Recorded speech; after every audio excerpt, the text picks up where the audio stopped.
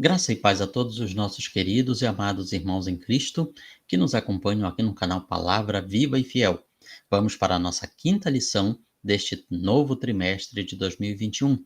Dentro do livro de Ruth, estaremos encerrando o livro de Ruth e já nos preparando para na próxima lição entrarmos no livro de Esté. A nossa lição tem como assunto: Boaz casa-se com Ruth e gera filhos. O texto áureo está em Ruth capítulo 4, versículo 14.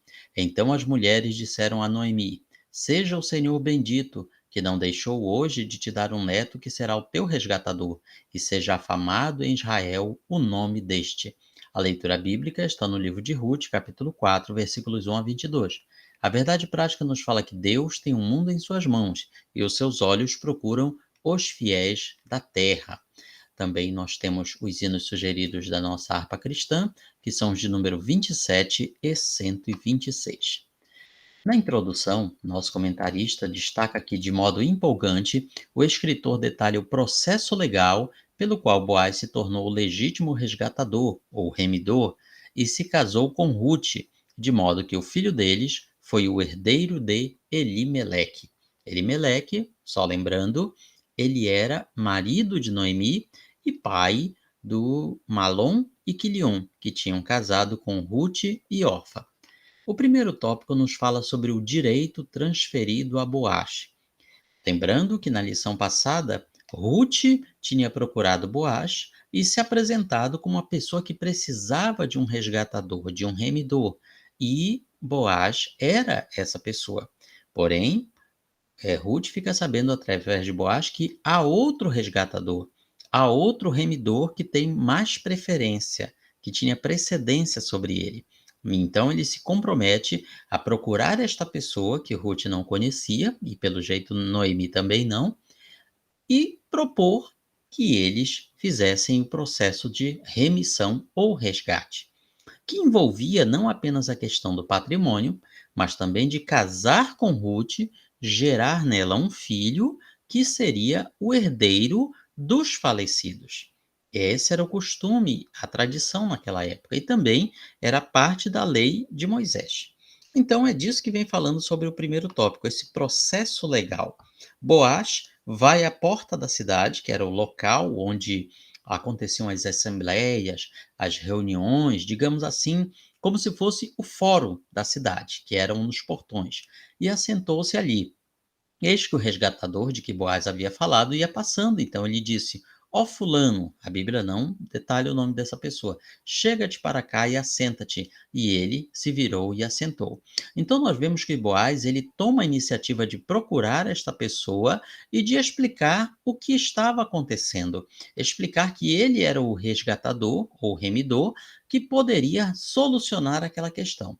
Havia na sociedade israelita uma lei que atuava nos casos de heranças, de cuidados das viúvas e a provisão de herdeiros para viúvas sem filhos.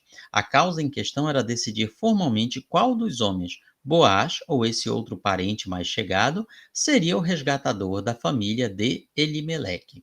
Então Boaz espera essa pessoa chegar, passa por ali e o convida para resolverem aquela questão. Para formar um quórum legal, que pode ser chamado de júri, Boaz convidou 10 homens dos anciãos da cidade, ou seja, as pessoas mais experientes, mais veteranas, mais respeitáveis ali da cidade de Belém. Com isso, ele tinha as testemunhas que poderiam certificar e validar qualquer transação. Lembremos que estamos falando de uma época em que praticamente não existiam cartórios, não existiam instâncias judiciais. Então, essas situações eram resolvidas dessa maneira. Então, o outro resgatador, que a Bíblia não diz o nome dele, é informado por Boaz de toda aquela situação. Resolvi, pois, informar-te. Então, ele tomou a iniciativa de fazer aquela reunião, explicar a ele o que estava acontecendo, a esse outro resgatador, e propor: você vai poder fazer esse resgate?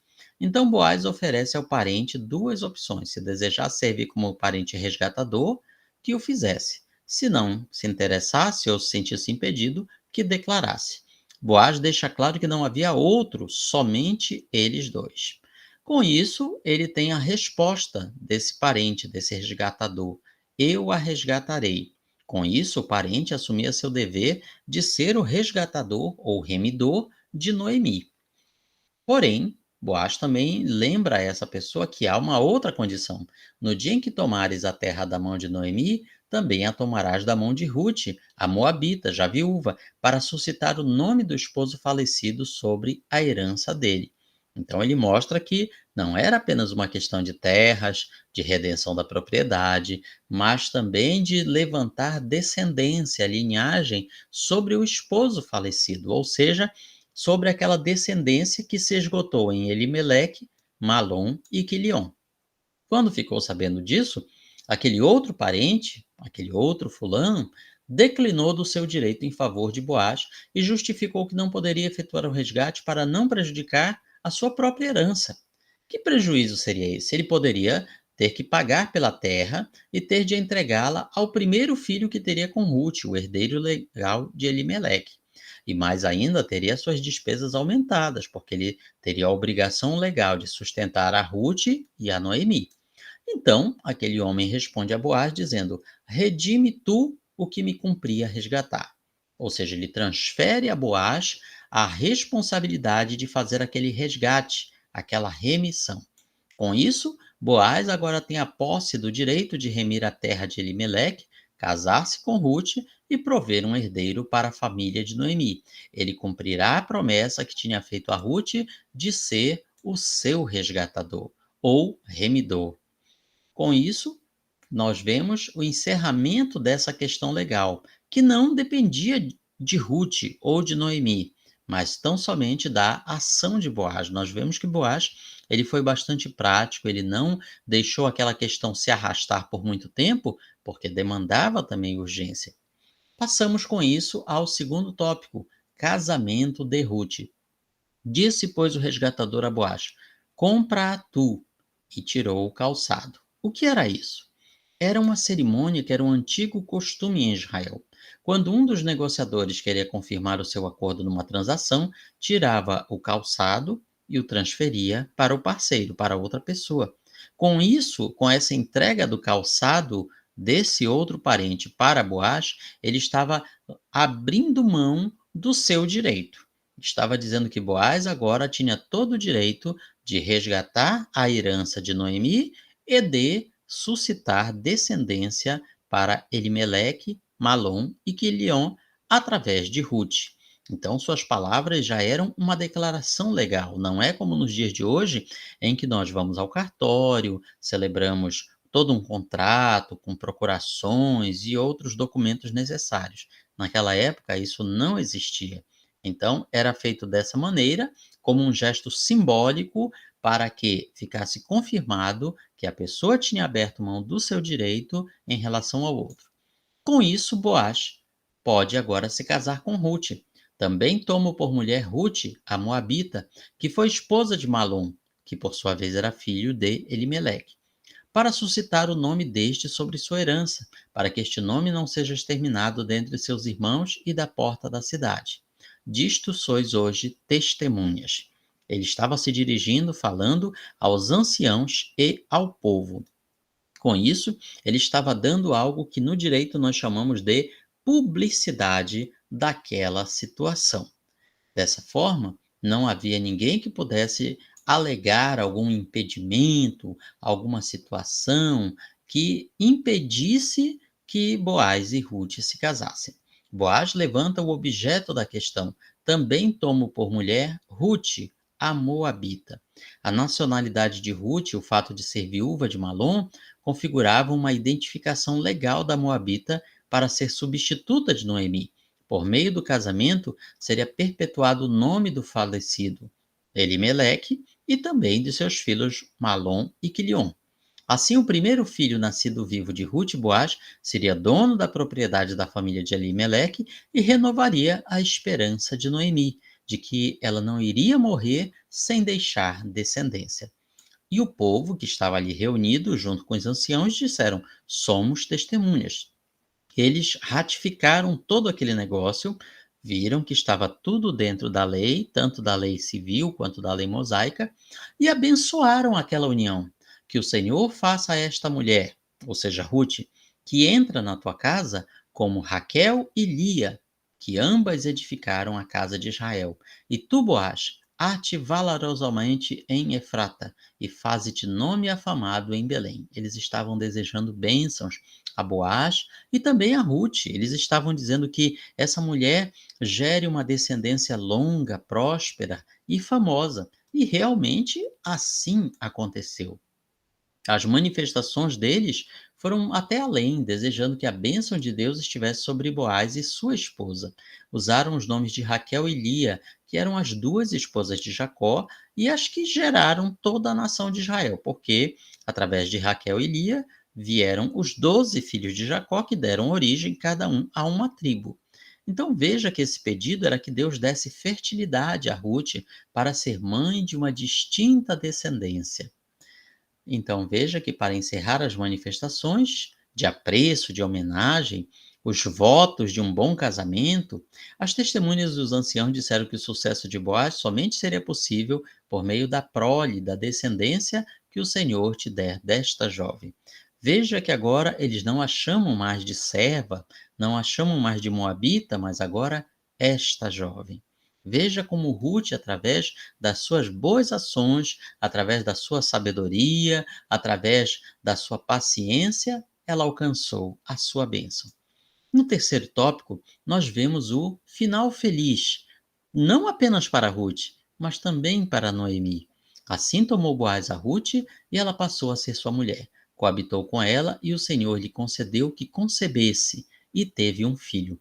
Veja que aqui deixa bem claro que a bênção de ser mãe vem de Deus. Bom seria que todas as mães do mundo entendessem que a sua maternidade vem do Senhor Deus, que é uma bênção de Deus para elas. Veja que aqui o escritor ele é bem resumido, ele faz em poucas palavras, coloca algo que deve ter demorado alguns meses, o casamento, os preparativos, e agora Ruth está grávida e tem um filho. Este primeiro filho, ele era o herdeiro legal da descendência dos falecidos Elimeleque, Malom e Quilion. Ruth começa sua vida como serva, depois como jovem e agora como esposa de Boaz. Aos poucos, com fé e paciência, ela vai galgando os degraus até alcançar a sua bênção, um lar, segurança e ser mãe. As maiores bênçãos que uma mulher, não apenas naquela época, mas até nos dias de hoje, poderia ter. As mulheres da cidade de novo aparecem na vida de Noemi, louvando a Deus pelo neto que ela tinha recebido. Oh, quanta alegria de uma avó ou de um avô é os seus netos, os filhos de seus filhos. Alguém já disse que um neto é como se fosse um segundo filho ou um filho duas vezes. E realmente o amor que um avô ou uma avó tem pelos seus netos é algo que poderemos dizer sobrenatural, algo que vai além do que as palavras possam descrever. Então, elas abençoaram aquele menino, desejando que ele fosse afamado, fosse famoso, tivesse uma boa fama. E realmente assim aconteceu, porque aquele menino se chamou Obed. Obed, pai de Jessé e pai de Davi. Então, aquela criança é o avô do rei Davi. A Bíblia não fala, mas dá-nos a entender que Ruth e Boaz devem ter tido outros filhos, porque naquela época era comum que um casamento tivesse vários filhos. Porém, Obed é que foi o mais destacado por causa do seu papel na descendência do rei Davi e, consequentemente, da do Messias, de Jesus Cristo, que é descendente de Davi. Veja, portanto, como Deus usa situações que pareceriam tão comuns para as pessoas daquela época, que não tinham talvez a menor ideia da enormidade dos seus atos, do alcance que suas ações teriam. Assim também nós. Hoje em dia, não temos como saber o que nossas ações irão implicar daqui a 10, 20, 30 anos, ou até depois que partirmos da eternidade. mas Deus sabe. Então entreguemos nossa vida à divina providência e Ele guiará os nossos passos das melhores maneiras para que nossos filhos e netos sejam abençoados amanhã através de nossas ações hoje. Vemos então a alegria de Noemi. Ela, que já tinha perdido um marido e 2 filhos, agora tinha um neto. Imagine quanta alegria estava no coração dessa mulher que tanto tinha sofrido, mas Deus a tinha resgatado de todas as maneiras possíveis, trazendo sua alegria de volta, impedindo a extinção da família de seu falecido esposo. Realmente, aquela senhora já devia estar com seu coração cheio de alegria por este consolo na sua velhice. E Ruth, aquela jovem senhora, também devia estar por demais alegre. Ela, de estrangeira, agora passa a ser uma cidadã israelita, com todos os direitos que qualquer outra mulher israelita tinha. Estava casada com um homem bom, que a amava e que valorizava e cuidava dela. Ruth, que se manteve silenciosa na cena, é honrada pelas mulheres, pois tua nora que te ama. Olha só a expressão desse sentimento. Bom seria que todas as noras amassem as suas sogras e fossem amadas por elas da maneira que Ruth e Noemi se amavam. Ela o deu à luz e ela te é melhor do que 7 filhos. Ou seja, eles estavam ali comparando a bênção máxima da maternidade, ter 7 filhos, era esse tipo de pessoa que Ruth se mostrou para com sua nora Noemi. Isso demonstra que Ruth e Noemi mantinham um relacionamento mútuo de respeito e amabilidade, mas a condição é mantida por causa do resgate. Elas literalmente foram resgatadas das maneiras que era necessário serem resgatadas, emocionalmente, socialmente e financeiramente, materialmente. Deus agiu de forma completa, resgatando aquelas 2 mulheres, não apenas no material, mas também no seu social, no seu psicológico, no seu emocional. Elas que tinham voltado literalmente de mãos abanando da terra de Moabe, agora estavam com a sua vida tranquila e segura. Tinham um lar, tinham um homem para cuidar delas e tinham uma descendência, a criança Obed. Veja, portanto, que essa bênção divina nos filhos é algo que sempre deve ser buscado pelos pais. Noemi faz um gesto simbólico enquanto ouvia silenciosamente as amigas, fecha o círculo da sua vida, tomou das mãos das mulheres o menino e o pôs no regaço, no seu colo, e entrou na sua casa para cuidar dele. Então as mulheres dizem: Noemi nasceu um filho. O filho de Ruth é como se fosse o filho de Noemi. Aquela criança literalmente tinha 2 mães. Tinha uma mãe-avó e a sua própria mãe. Quanta alegria para a criança Obed. E Noemi, que antes tinha uma vida vazia, agora vivia sua plenitude. Só quem já teve netos é que pode dizer o quanto amor tem de uma avó e de um avô pelos seus netos e suas netas. Que muitos possam ter sempre essa alegria perto de si, a alegria dos seus netos. A Bíblia, portanto, agora fecha esse capítulo e esse livro mostrando essa genealogia. Boaz gerou a Obed, Obed gerou a Jessé e Jessé gerou a Davi. E Davi, nós sabemos, ele vem a ser também antepassado do próprio Jesus Cristo. Então veja que esse autor exalta o menino Obed, mostrando a sua descendência, mostrando o seu antepassado ilustre, que certamente contribuiria para a certificação da autenticidade do reinado de Davi, além de ser um descendente de Judá, uma das suas principais famílias da qual o próprio Davi descendia. Então, nessa lista, Boaz ocupa o 7º lugar, o de antepassado honrado, um notável e reconhecido. Boaz, o herói da história, e o honrado ancestral de Davi. Então, concluímos que em todos esses eventos retratados no livro de Ruth, é entendido que a providência divina é contínua ao longo da história, do presente e do porvir. Concluímos com a aplicação pessoal, que a figura do resgatador, em hebraico Goel, ou remidor, aponta profeticamente para quem? Para Jesus, que Ele é o nosso Redentor, o nosso resgatador, o nosso remidor, aquele que pagou a nossa dívida com Deus e nos concedeu o direito de participar legitimamente da família de Deus e sermos eternamente seus herdeiros. E que herdeiros, que herança maravilhosa nós teremos, tanto aqui quanto na eternidade. Com isso, nós fechamos o estudo do livro de Ruth e já nos preparamos para começar o livro de Esther. Aqui encerramos esse breve resumo da nossa lição e na sua escola bíblica dominical você vai aprender muito mais com toda certeza em nome do Senhor Jesus. Que Deus abençoe a todos, que oreis por nós e visite também a nossa página palavravivaefiel.blogspot.com. Deus abençoe a todos em nome do Senhor Jesus.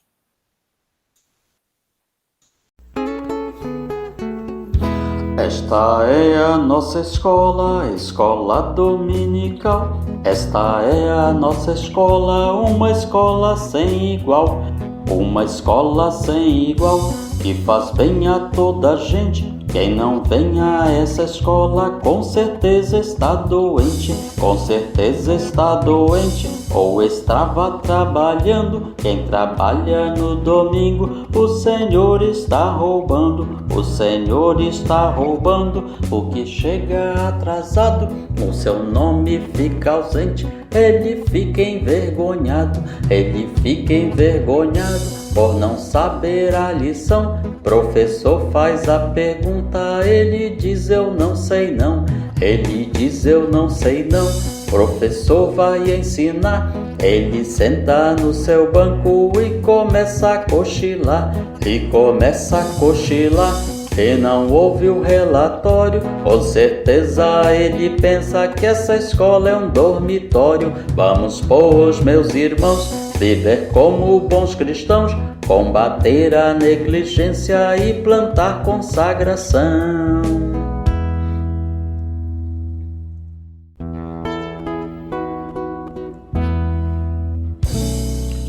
Findou-se o tempo de estudo da escola dominical. Boa lição aprendemos do nosso Pai Celestial. Despede-nos, Jesus Cristo, em tua paz e amor, e nos concede para sempre o teu celeste favor. Aos visitantes e amigos agradecemos também. Que a paz de Deus reine em todos e até domingo que vem. E até domingo que vem. E até domingo que vem.